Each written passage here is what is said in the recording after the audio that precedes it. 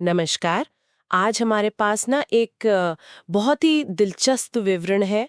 ये भगवान शिव के प्रकट होने, उनके स्वरूप और त्रिदेव मतलब ब्रह्मा विष्णु महेश, इनकी एकता पर काफी रोशनी डालता है। हाँ, बिल्कुल। और ये बताता है कि कैसे भगवान विष्णु की स्तुति के बाद शिव की प्रकट हुए। तो आज हम इसी में थोड़ा गहराई से उतरेंगे, कोशिश करेंगे समझने की कि शिव ब्रह्मा विष्णु का आपसी रिश्ता क्या है और उनका वो जो मूल तत्व है वो क्या है।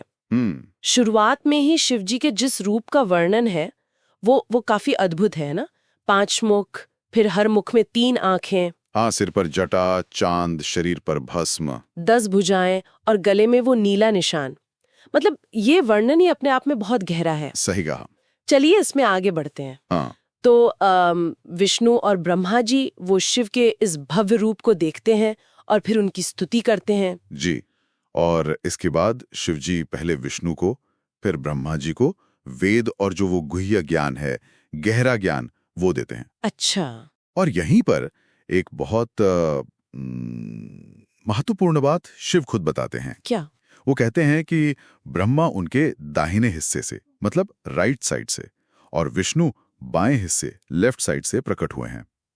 ओह अच्छा, दाहिने और बाएं हिस्से से। हाँ, ये सीधे सीधे दिखाता है कि वो एक ही हैं, एक ही स्रोत से आए हैं। उनकी वो जो तात्विक एकता है ना, उसको दिखाता है। जैसे एक ही शरीर के 2 पहलू हों। ये प्रतीकात्मक भी लगता है काफी। बिल्कुल हो सकता है। फिर शिवजी दोनों से खुश होते हैं उनकी भक्ति देखकर और उन्हें काम सौंपते हैं। हाँ, ब्रह्मा जी को सृष्टि रचने का काम मिलता है और विष्णु जी को इस पूरी दुनिया का, इस जगत का पालन करने का। लेकिन जो बात मुझे सबसे ज्यादा मतलब छू गई वो ये थी कि जब वरदान मांगने को कहा गया, हाँ, तो ब्रह्मा और विष्णु ने कोई शक्ति या कोई राजपाट ऐसा कुछ नहीं मांगा। उन्होंने सिर्फ शिव के प्रति अटूट भक्ति मांगी। बिल्कुल। और ये कितनी बड़ी बात है। ये दिखाता है कि इस विवरण के हिसाब से भगवान के लिए भक्त का प्रेम, उसकी निष्ठा, वही सबसे ऊपर है, सांसारिक चीजें नहीं। सही बात है। फिर शिव आगे समझाते हैं कि देखो, ये जो सृष्टि है, पालन है, संहार है, ये सबके कर्ता असल में वही हैं। वही है, मतलब शिव ही। हाँ, वो कहते हैं मैं सगुण भी हूं, मतलब रूप और गुणों के साथ भी प्रकट होता हूं, और निर्गुण भी हूं, रूप और गुणों से परे भी। अच्छा, सगुण भी निर्गुण भी। हाँ, और ये जो ब्रह्मा विष्णु रुद्र के रूप हैं, ये तो गुणों और कामों के फर्क की वजह से हैं। असल में वो हमेशा निष्कल हैं। निष्कल, ये शब्द, इसका क्या मतलब हुआ? निष्कल मतलब जिसे बांटा ना जा सके, अविभाज्य। ओ, अविभाज्य। तो मतलब ब्रह्मा विष्णु रुद्र ये सब उसी एक शिव के ही अलग अलग काम या पहलू हुए। हाँ, बिल्कुल सही समझे। और शिव आगे ये भी साफ करते हैं कि रुद्र जो ब्रह्मा की भ्रुकुटी से, मतलब भौहों के बीच से प्रकट होंगे, हाँ। वो शिव से अलग नहीं हैं, वो शिव के ही समान हैं। अच्छा, शिव और रुद्र में कोई फर्क नहीं है? कोई फर्क नहीं। वो जोर देकर कहते हैं कि मैं, ब्रह्मा विष्णु और रुद्र, हम सब एक ही हैं। इनमें कोई भेद देखना वो अज्ञान है, और वही बंधन का कारण बनता है। मतलब एकता का सिद्धांत यहाँ सबसे अहम है। ये समझना बहुत जरूरी है कि रूप भले ही अलग दिखें पर तत्व एक ही है। अच्छा, इसके बाद देवियों का भी कुछ जिक्र आता है, उनकी भूमिका। हाँ, आता है। बताया गया है कि वाग्देवी यानी सरस्वती जी वो ब्रह्मा जी के साथ होंगी, लक्ष्मी जी विष्णु जी के साथ, और काली देवी वो शिव के अंश रुद्रदेव के साथ होंगी। अच्छा, तो ये शक्तियां भी सृष्टि, पालन, संहार के कामों में मदद करेंगी। हाँ, सहयोगी होंगी।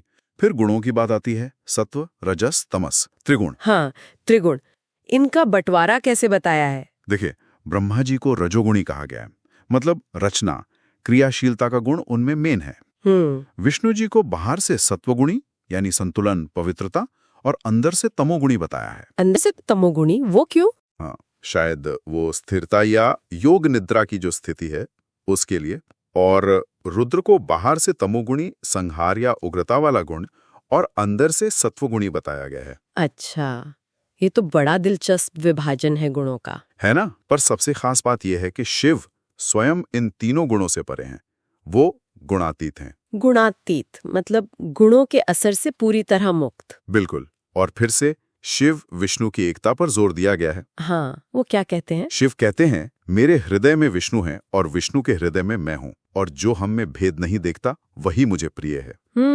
ये तो एकता के संदेश को और भी पक्का करता है। सही। तो अगर हम इस पूरे विवरण को देखें तो जो खास बातें निकल कर आ रही हैं वो ये हैं कि त्रिदेव ब्रह्मा, विष्णु, रुद्र या शिव ये एक ही परम तत्व के अलग अलग रूप और काम हैं। हाँ। गुणों के आधार पर उन्हें समझाया गया है, पर शिव खुद इन गुणों से परे हैं, गुणातीत। और सबसे जरूरी संदेश उनकी एकता का है, भेद बुद्धि रखना बंधन का कारण है। बिल्कुल सही।